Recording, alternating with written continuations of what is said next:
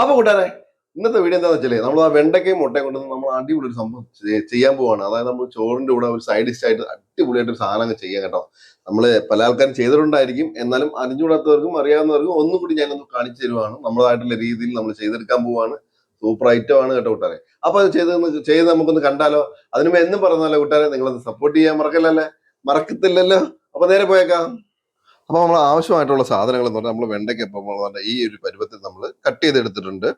ഇനി അടുത്തത് വേണ്ടതെന്ന് പറഞ്ഞാൽ നമുക്ക് സവാള എടുത്തിട്ടുണ്ട്, തക്കാളി ഉണ്ട്, പച്ചമുളക് ഉണ്ട്, പിന്നെ നമ്മുടെ മെയിൻ ആയിട്ടുള്ള മുട്ടയുണ്ട്.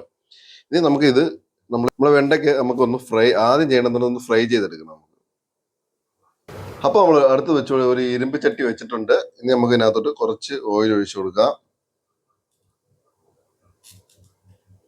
ഇപ്പൊ ഈ എണ്ണ ചൂടായിട്ടുണ്ട്. നമുക്ക് കുറേശ്ശെയോ അല്ലെങ്കിൽ ഫുള്ളോ ഇട്ട് നമുക്കൊന്ന് ഫ്രൈ ചെയ്തെടുക്കാവുന്നതാണ്.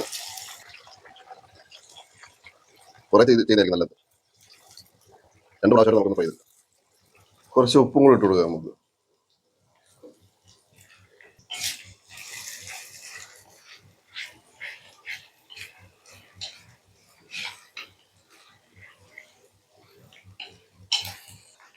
ഇപ്പൊ ഇത് ഏകദേശം ഫ്രൈ ആയി വന്നിട്ടുണ്ട്. ഇത് നമുക്ക് കോരി മാറ്റാം. ഇതേപോലെ തന്നെ ബാക്കി കൂടെ നമുക്കൊന്ന് ഫ്രൈ ചെയ്തെടുക്കാം.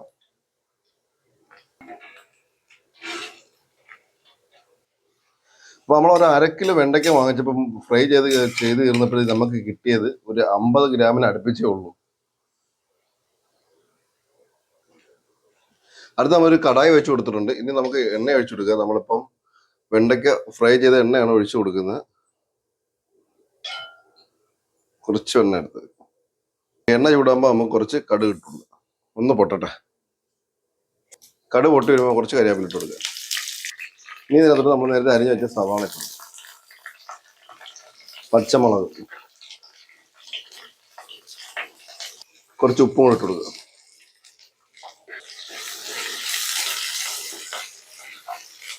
സവാള എന്ന് വഴന്നു വരുമ്പോൾ നമുക്ക് തക്കാളി ഇട്ട് കൊടുക്കുക. ഇനി നമുക്ക് 3 മുട്ട എടുത്തായിരുന്നല്ലോ, അത് നമുക്കൊന്ന് പൊട്ടിച്ചെടുക്കും.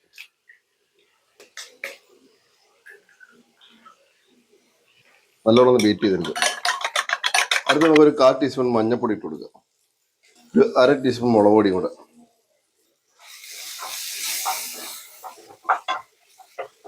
ഇനി നമ്മൾ പൊട്ടിച്ച് വെച്ചേക്കുന്ന മുട്ട ഒഴിച്ചു കൊടുക്കുക. ഇനി നമുക്ക് 2 മിനിറ്റ് ഇത് തൊടണ്ട. നമുക്ക് ചെറിയ പീസുകളായിട്ട് കിട്ടണം കേട്ടോ. അതുകൊണ്ട് ഒന്ന് കട്ടായതിനു ശേഷം മാത്രം നമുക്ക് ഇളക്കിയാൽ മതി. ഇനി നമുക്ക് പതുക്കെ ഒന്ന് ഇളക്കാം. പീസുകളായി വന്നു. അപ്പൊ നമ്മൾ നല്ല കട്ട പീസായി വന്നിട്ടുണ്ട്. ഇനി എല്ലാം കൂടെ ഒന്ന് യോജിപ്പിക്കുക. ഇനി നമുക്ക് ഇതിനകത്തോട്ട് നേരത്തെ ഫ്രൈ വെച്ചിരിക്കുന്ന വെണ്ടയ്ക്ക ഇട്ട് കൊടുക്കുക. ഇനി എല്ലാം കൂടെ ഒന്ന് നമുക്ക് യോജിപ്പിച്ചെടുക്കാം.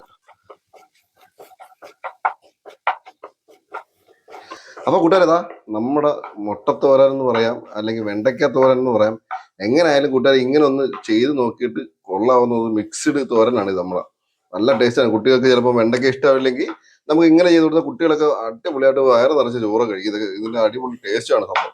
അപ്പൊ നിങ്ങൾക്ക് ഇഷ്ടപ്പെട്ടു എന്ന് വിചാരിക്കുന്നു കൂട്ടുകാരെ. ഇതേപോലെ നല്ലൊരു കിടുക്കാച്ചി വീഡിയോ ആയിട്ട് വീണ്ടും വരാം കൂട്ടുകാരെ.